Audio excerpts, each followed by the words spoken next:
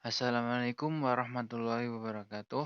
Alhamdulillah rabbil alamin. Wa bihi nasta'inu ala umuri dunya waddin wa ala alihi wa sahbihi ajma'in amma ba'd. Perkenalkanlah kami dari kelompok 4 kelas PAE 5D. Kami di sini akan menjelaskan tentang ekstremisme beragama. Nah, sebelumnya mari kita perkenalkan dulu anggota dari kelompok 4. Yang pertama adalah Nyila Sari. Kemudian Octavia Winda, Neng Lutfiatul, Vicky Faisal, Naili Saadah, Istiqor Wanda, Nela Nur Safa, Anggi Novita, Risma Rosidatul, kemudian M. Rifki Fatkur. Yang terakhir adalah Elia Awei.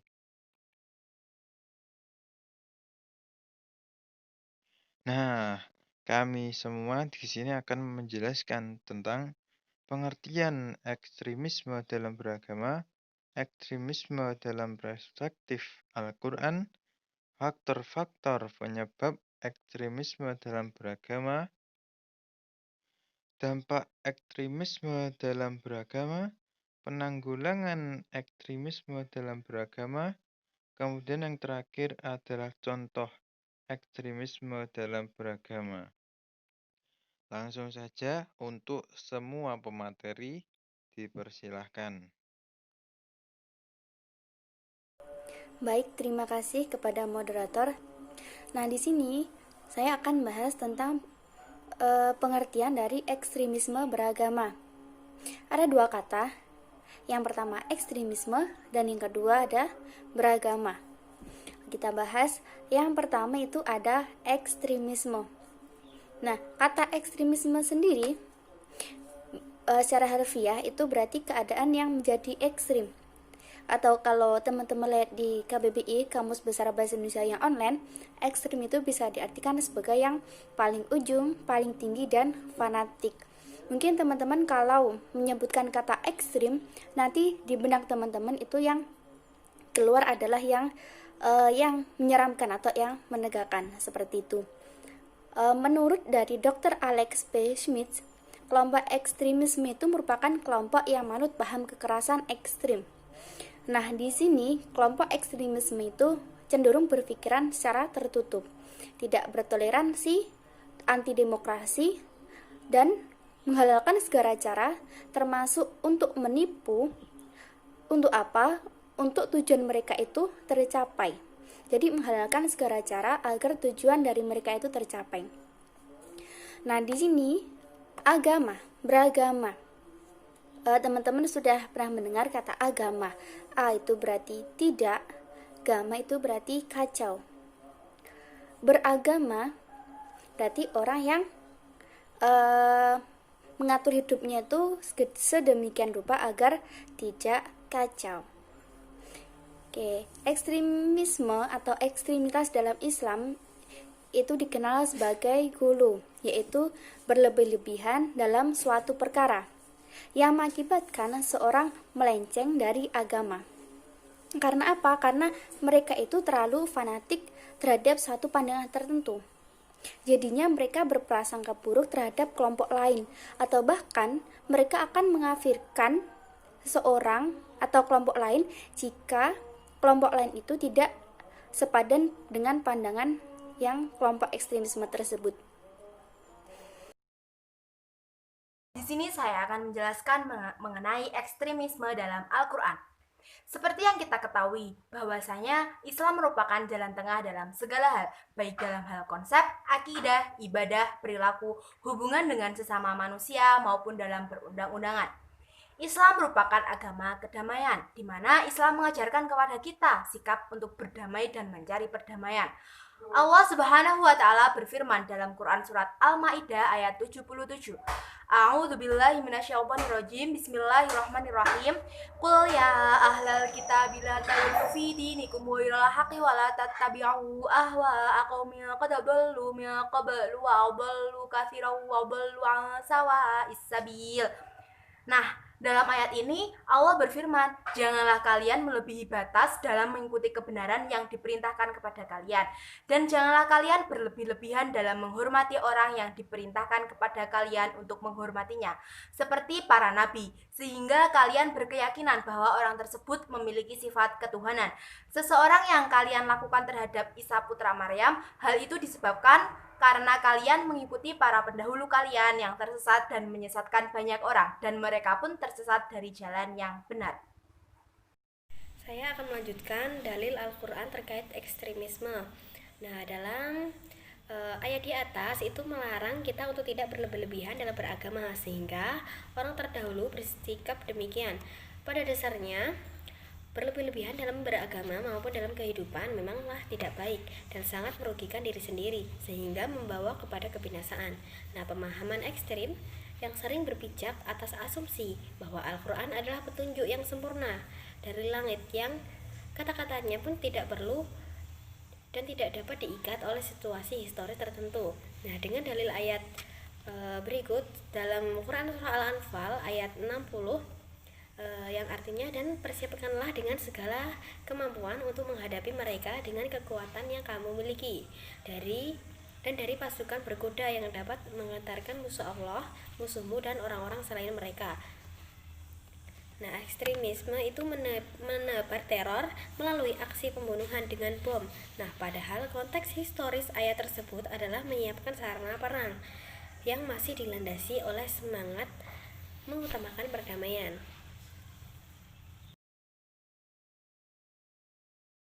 Di sini saya akan menjelaskan tentang faktor-faktor penyebab ekstremisme dalam beragama. Ekstremisme tidak datang tanpa adanya sebab dan tidak akan muncul secara kebetulan, melainkan adanya penyebab dan faktor yang mendorongnya. Faktor yang menjadi penyebab munculnya ekstremisme dalam beragama ada dua, yaitu faktor internal dan faktor eksternal. Faktor internal sendiri yaitu faktor yang berasal dari dalam dirinya. Yang pertama, yakni lemahnya pengetahuan tentang hakikat agama. Lemahnya pengetahuan tentang hakikat agama dan kurangnya bekal untuk memahami secara mendalam, mengetahui rahasia-rahasianya, memahami maksud-maksudnya, serta pengetahuan yang setengah-setengah, hanya mengetahui sedikit ilmu dari sana-sini yang tidak saling berhubungan dan tidak saling berkaitan, hanya memperhatikan apa yang terlihat. Indikasi lemahnya pengetahuan tentang hakikat agama yang pertama yaitu memahami nas secara tekstual. Kedua, memperdebatkan masalah kecil sehingga mengesampingkan permasalahan besar. Yang ketiga, berlebih-lebihan dalam mengharamkan suatu hal. Yang keempat, pemahaman yang keliru terhadap beberapa pengertian. Yang kelima, mengikuti ayat mustasyabihat. Ayat mustasyabihat adalah ayat yang memerlukan penafsiran dan meninggalkan ayat muhkam, yaitu ayat yang sudah jelas dan terang. Yang keenam, mempelajari ilmu hanya dari buku dan mempelajari Al-Quran hanya dari mushaf. Dan yang ketujuh, hilangnya kepercayaan kepada para ulama. Kemudian faktor selanjutnya yaitu lemahnya pengetahuan tentang sejarah, realitas, sunatullah, dan kehidupan.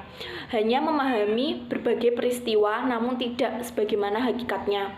Menafsirkan menurut dugaan yang ada di pikirannya tanpa menggunakan landasan dalil Al-Quran, hadis maupun hukum syar'i. Dan faktor selanjutnya yaitu memberengus seruan kepada Islamiyah.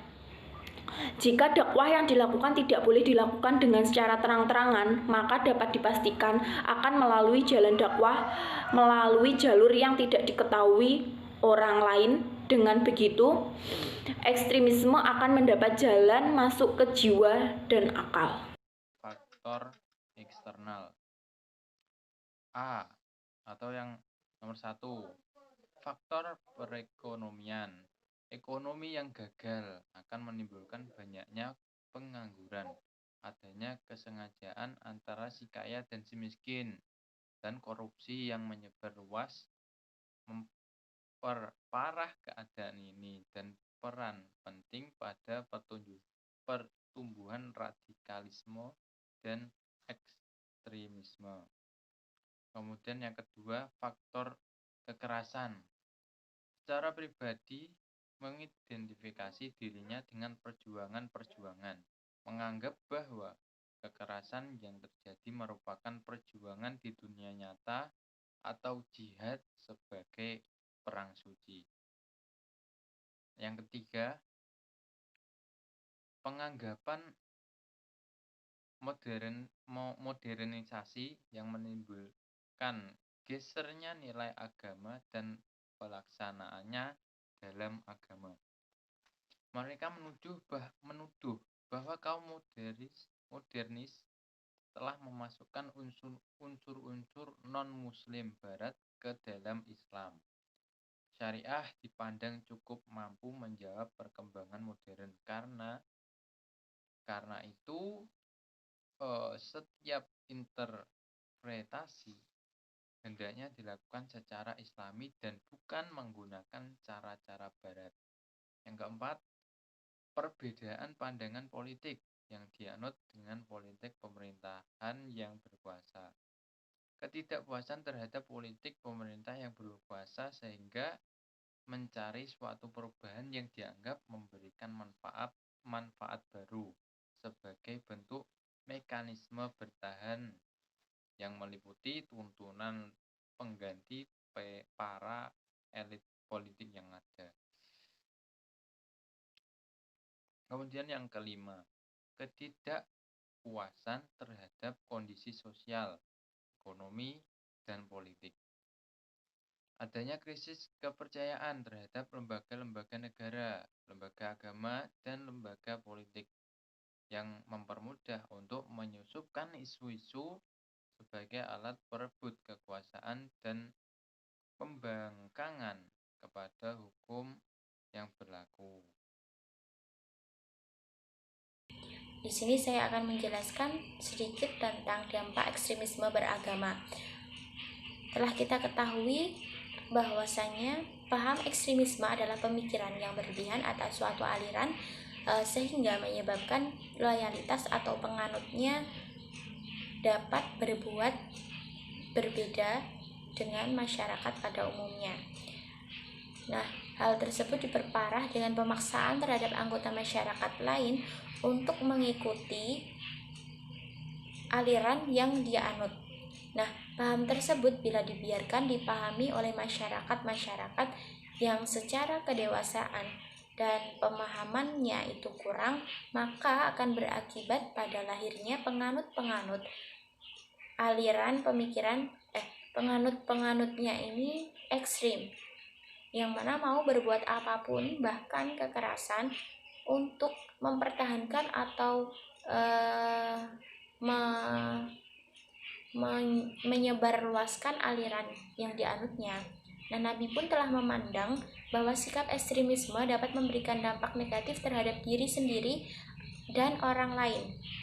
Misalkan saja, seseorang bisa saja meninggalkan kewajiban keluarga lantaran terlalu ekstrim dalam beribadah, seperti yang pernah terjadi di masa Nabi, atau dengan alasan atas nama memperjuangkan agama dia mudah membenarkan tindakan kekerasan kepada mereka yang tidak berhak untuk dibunuh dalam Islam. Ya, tentang dampak ekstremisme dalam beragama, yaitu ada 5. Yang pertama, ekstremisme. Yang kedua itu pertentangan. Yang ketiga, saling curiga. Yang keempat, perpecahan. Yang kelima itu kekerasan. Ya. Dampak ekstremisme dalam beragama. Ekstremisme mengakibatkan pertentangan antara yang satu dengan yang lainnya, menimbulkan perasaan saling mencurigai, sehingga dapat menimbulkan perpecahan di antara umat yang satu dengan umat yang lainnya. Konflik atau perselisihan yang sangat potensial mengarah pada tindak kekerasan yang tidak hanya pada pengikut agama yang berbeda, namun juga terjadi dalam lingkup agama tersebut. Para penganut psikologi agama mengingatkan bahwa konflik agama dalam bentuknya yang paling mendalam dan akut adalah bentuk konflik antara golongan atau kelompok agama yang memisahkan diri dari mainstream kekuasaan agama atau religious authorities, yaitu konflik di dalam tradisi keagamaan itu sendiri. Hal ini yang terus-menerus perlu diwaspadai oleh umat Islam dan umat beragama yang lain yang baru datang. Penanggulangan ekstremisme dalam beragama, yaitu Islam sebagai agama yang dipercaya dapat merumuskan nilai-nilai mental dalam menghadapi tantangan zaman, tidak begitu saja dapat diterapkan sebagai sebuah sistem negara. Memang harus diakui bahwa sistem negara itu, demokrasi di Indonesia sekarang ini, belumlah mampu atau sempurna. Ada banyak hal yang perlu diperbaiki, namun demikian bukan berarti memiliki pengganti sistem negara menjadi keharusan. Kita sebenarnya tidak memiliki cara lain sebagai demokrasi ini. Mengingatkan kultur sebagai bangsa ini sangat dekat dengan nilai-nilai demokrasi. Sikap toleransi dan pluralisme sebagai kepanjangan dari demokrasi tersebut juga telah tertanam kuat di tubuh bangsa Indonesia. Jika tidak para taraf jangka panjang, nampak demokrasi inilah yang dapat membawa bangsa ini pada cita-cita luhurnya, yakni kesejahteraan dan kemerdekaan bagi semasa. Ini adalah cita-cita bersama yang harus dipelajari dan diwujudkan, tidak atas nama golongan dan agama tertentu, tetapi atas nama kemanusiaan dan atas nama keindonesiaan. Penanggulangan terhadap gerakan ekstremisme ini memang tidak mudah dan tidak bisa dipandang sebelah mata. Kekuatan ideologi haruslah dilawan dengan kekuatan ideologi Pancasila sebagai ideologi paripurna yang dapat menyatukan nilai-nilai nasionalisme yang kuat. Jadi ketentuan ideologi seperti Pancasila haruslah lebih dikedepankan pemerintah sebagai otoritas tertinggi yang dimiliki tanggung jawab dalam stabilitas negara, harus benar-benar bisa memastikan rakyatnya tidak terjerumus dalam ekstremisme. Pemerintahan juga harus sigap terhadap seluruh kondisi yang ada, misalnya lebih melakukan perpanjangan ketat terhadap universitas, masjid, dan tentu saja setiap public figure seperti dai-dai harus dipastikan bahwa pemahaman mereka tidak keluar dari koridor nasionalisme. Contoh ekstremisme dalam kehidupan beragama. Ekstremisme dalam politik berarti tergolong kepada kelompok kiri radikal, ekstrem kiri atau ekstrem kanan. Ekstremisme juga adalah istilah yang digunakan untuk menggambarkan sebuah doktrin atau sikap, baik politik maupun agama, dalam menyerukan aksi dengan segala cara untuk mencapai tujuannya. Ekstremisme adalah berlebih-lebihan dalam beragama, tepatnya menerapkan agama secara kaku dan keras sehingga melewati batas kewajaran. Ekstremisme bukanlah berarti memonopoli suatu agama semata. Dalam sejarahnya banyak sekali gerakan ekstrim pernah timbul dan tenggelam. Dalam perjalanannya, ekstremisme tidak hanya ada dalam agama Islam dan Kristen yang cenderung mengikuti sikap liberal dan ekstrim.